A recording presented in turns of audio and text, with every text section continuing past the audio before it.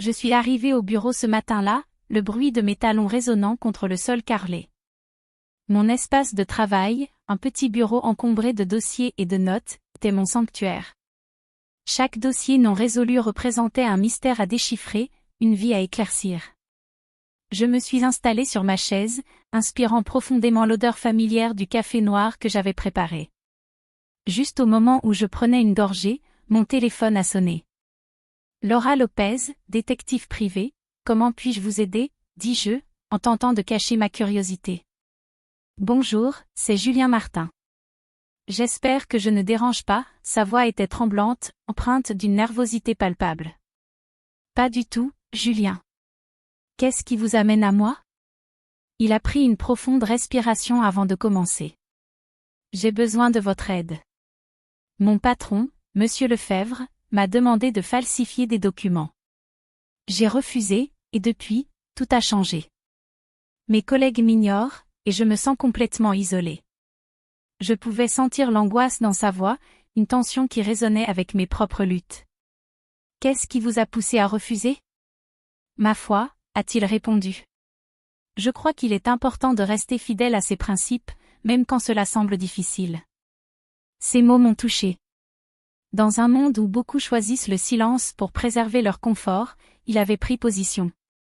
Je veux vous rencontrer, Julien. Disons demain à 10 heures? Oui, bien sûr. Merci, Laura. Vous ne savez pas à quel point cela compte pour moi. Après avoir raccroché, j'ai réfléchi à son histoire. Le courage de Julien de rester fidèle à ses convictions face à la pression du travail m'a inspiré. J'avais hâte de découvrir plus sur lui, de comprendre comment quelqu'un pouvait faire face à une telle adversité. Je savais que cette enquête serait plus qu'un simple travail, cela deviendrait une quête pour la justice. Je me suis installé au café où Julien avait convenu de me rencontrer, le cœur battant un peu plus vite que d'habitude.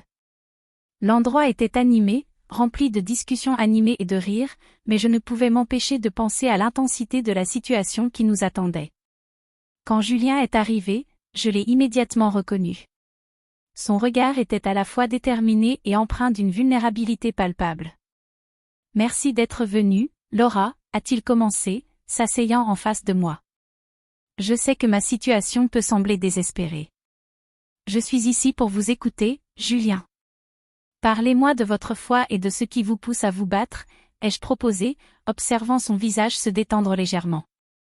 Ma foi est tout pour moi, a-t-il expliqué, les yeux brillants d'une passion sincère. Elle me guide dans chaque décision que je prends. Refuser de mentir, même sous pression, c'est ce que je crois juste. Mais cela m'a coûté cher. Mes collègues me tournent le dos, et je me sens si isolé. Je pouvais presque ressentir le poids de sa solitude. Avez-vous des soutiens? Des amis qui pourraient témoigner en votre faveur? Non, ils ont tous peur de perdre leur emploi. Ils préfèrent garder le silence plutôt que de se retrouver dans ma position. Je me sentais touché par son courage, mais en même temps, l'injustice de sa situation me mettait en colère. Je vais faire tout ce qui est en mon pouvoir pour vous aider, Julien. Vous méritez d'être entendu.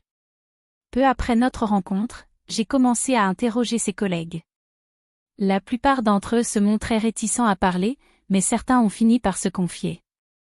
L'ambiance au travail est devenue insupportable depuis que Julien a refusé de suivre les ordres de Lefebvre, m'a dit une collègue, visiblement nerveuse. On a tous peur de ce qui pourrait arriver si on parle. Chaque témoignage que je recueillais peignait un tableau de manipulation et de pression constante. Les gens avaient peur, et cela ne faisait qu'accentuer l'isolement de Julien. Je me suis promis de rassembler suffisamment de preuves pour qu'il ne soit plus seul dans ce combat. Le jour suivant, en revenant à mon bureau, je n'arrêtais pas de penser à Julien. Sa détermination à vivre selon ses principes, malgré les conséquences, m'inspirait. Je savais que la route serait longue et semée d'embûches, mais je ne pouvais pas le laisser tomber. La justice devait prévaloir, et j'étais prête à tout pour l'aider à retrouver sa dignité. Je me tenais devant le café où Sophie avait convenu de me rencontrer, mon cœur battant d'anticipation. Je ne savais pas à quoi m'attendre, mais j'étais déterminée à recueillir des preuves qui pourraient aider Julien. Lorsque je l'ai vue, une femme avec des cheveux châtains et des yeux fatigués mais brillants, j'ai senti une connexion immédiate. Elle m'a souri timidement en s'approchant. Laura, merci d'être venue, a-t-elle dit d'une voix douce. J'ai tant de choses à partager, des choses que j'aurais aimé dire plus tôt.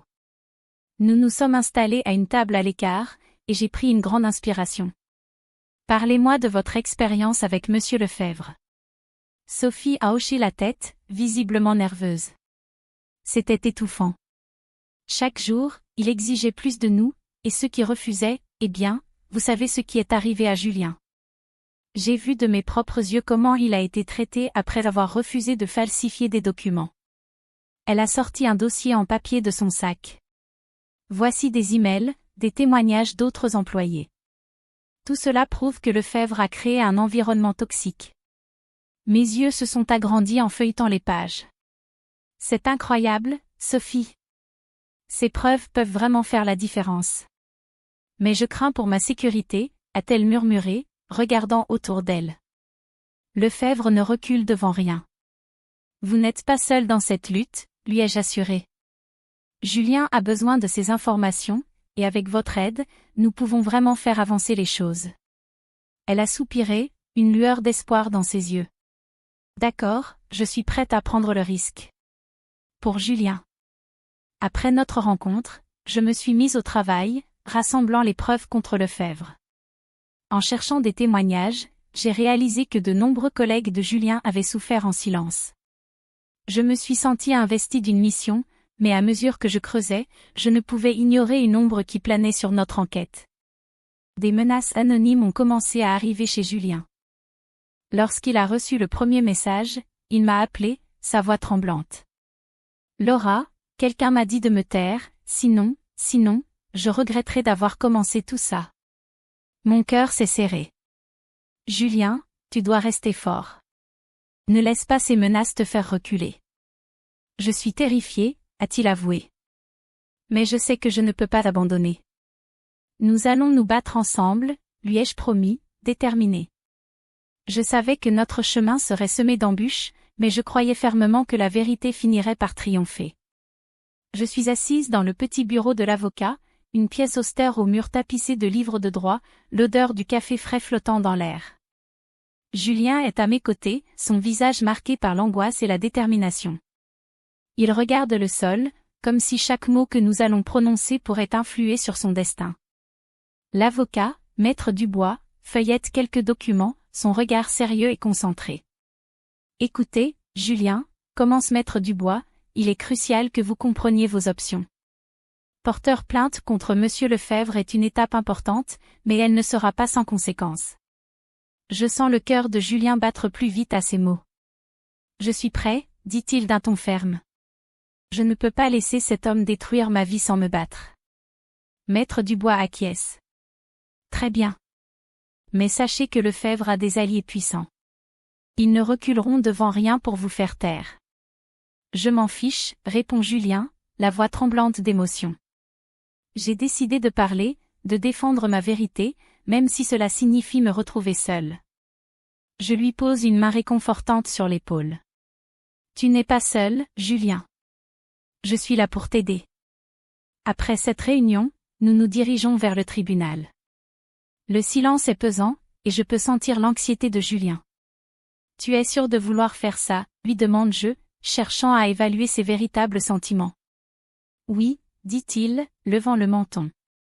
Je dois le faire pour moi, pour tous ceux qui ont souffert comme moi. Le tribunal est une salle immense, intimidante, avec des bancs remplis de spectateurs. Au moment où nous entrons, une vague de murmures parcourt la pièce. Je prends une profonde inspiration, me rappelant la force de Julien. Il avance avec courage, mais je peux voir l'incertitude dans ses yeux. Les premiers témoins sont appelés à la barre. L'un d'eux, un ancien collègue, parle des pressions exercées par Lefebvre. Je vois le visage de Julien se détendre légèrement, comme s'il trouvait un peu d'espoir. Je n'ai jamais supporté le comportement de Lefebvre, dit le témoin avec conviction. Julien était le seul à oser s'opposer à lui. Je sens l'énergie changer dans la salle. Julien se redresse, écoutant attentivement chaque mot. Mais je me rends compte que Lefebvre n'est pas là pour se laisser faire. Il a des alliés, des personnes prêtes à le défendre coûte que coûte. Je sens l'angoisse revenir, mais je me rappelle que la vérité a le pouvoir de renverser même les plus puissants. Alors que le procès se poursuit, je me tourne vers Julien, déterminé à l'encourager. Quoi qu'il arrive, tu as déjà gagné en te levant contre cette injustice. Je suis assise sur une chaise en bois, la tension palpable dans l'air alors que je scrute le tribunal. Chaque mot prononcé par les témoins semble peser une tonne. Julien est à mes côtés, son visage pâle trahit son anxiété. Je lui prends la main, cherchant à lui transmettre un peu de force. Laura, tu penses vraiment que ça peut changer quelque chose, me demande-t-il, la voix tremblante. Je lui souris, bien que mes propres doutes commencent à s'immiscer. Oui, Julien. Chaque témoignage compte. Rappelle-toi pourquoi tu es ici. Pour la vérité. Les révélations sur Monsieur Lefebvre continuent à pleuvoir, chacune plus choquante que la précédente. Je prends des notes frénétiquement, le cœur battant. Il a falsifié des documents pour éviter des audits, dit un employé, l'air résigné. Et les menaces, c'était quotidien. Julien se penche en avant, ses yeux écarquillés d'incrédulité. Comment ont-ils pu laisser faire ça? Par peur, murmurai-je. La peur de perdre leur emploi, leur sécurité. Mais alors, une pensée me frappe. Si Lefebvre a pu agir ainsi, il doit y avoir des preuves tangibles. Je me souviens d'un ancien client dont j'ai entendu parler, un homme influent qui pourrait avoir des liens avec Lefebvre. Je me tourne vers Julien. Attends, je vais faire une recherche sur ce client. Ça pourrait nous aider. Il acquiesce, mais je vois l'ombre du doute passer sur son visage. Et si ça ne suffit pas, Laura? Si ma foi ne me sauve pas? Je lui serre la main plus fort. Ta foi est ta force, Julien. Ne l'oublie jamais. Au fur et à mesure que la journée avance, je ressens le désespoir grandissant chez Julien. Un murmure dans la salle du tribunal attire notre attention. Je ne sais pas combien de temps je peux continuer ça, confie-t-il, presque à lui-même. À ce moment-là, je me rends compte que nous devons nous battre ensemble, non seulement pour lui, mais aussi pour tous ceux qui subissent en silence. Nous allons y arriver, Julien. Je ne te laisserai pas tomber. Alors que les révélations continuent de se succéder, je fais le vœu de ne pas abandonner. La lutte pour la vérité ne fait que commencer, et je suis prête à tout pour voir justice rendue. Le jour du verdict, l'atmosphère dans le tribunal était électrique. Je me tenais à côté de Julien, en observant son visage marqué par l'anxiété, mais aussi par une lueur d'espoir. Les bancs étaient remplis de personnes, des collègues de Julien qui avaient décidé de le soutenir, mais aussi des avocats de Lefebvre, qui semblaient tout aussi confiants. Mon cœur battait la chamade alors que le juge entrait dans la salle et prenait place sur son estrade, son expression impassible rendant l'attente encore plus insupportable. « Tu es prêt ?» lui murmurai-je, posant une main apaisante sur son épaule. Je ne sais pas, Laura. Et si tout cela était vain, répondit-il, sa voix tremblante trahissant son inquiétude. Tu as fait tout ce qu'il fallait. Peu importe le résultat, tu as été courageux. Le juge se leva enfin, et le silence tomba comme un voile pesant. Après avoir examiné les preuves et les témoignages présentés, je suis prêt à rendre mon verdict. À ce moment, un frisson me parcourut. Je savais que tout pouvait changer en un instant. Je lançai un regard à Julien, qui semblait prier silencieusement. Puis, dans un élan de détermination, je me levai. « Excusez-moi, votre honneur » m'écriai-je, attirant l'attention de tous. Le juge, un sourcil levé, me fixa. « Qu'est-ce que cela signifie, mademoiselle ?» J'ai des preuves cruciales qui n'ont pas encore été examinées. Des documents qui démontrent que M. Lefebvre a manipulé des preuves et menacé des employés pour les contraindre au silence. L'atmosphère changea instantanément. Les murmures s'élevèrent dans la salle, et je vis Lefebvre blêmir. Julien me regarda avec une lueur d'espoir renouvelée. Je sortis les documents de ma mallette et les tendis à l'avocat de Julien. Ce sont des messages d'anciens employés, des attestations qui montrent l'ampleur de la manipulation, expliquai-je, ma voix ferme. Le juge prit les documents, les feuilletant rapidement, tandis que l'atmosphère devenait de plus en plus tendue.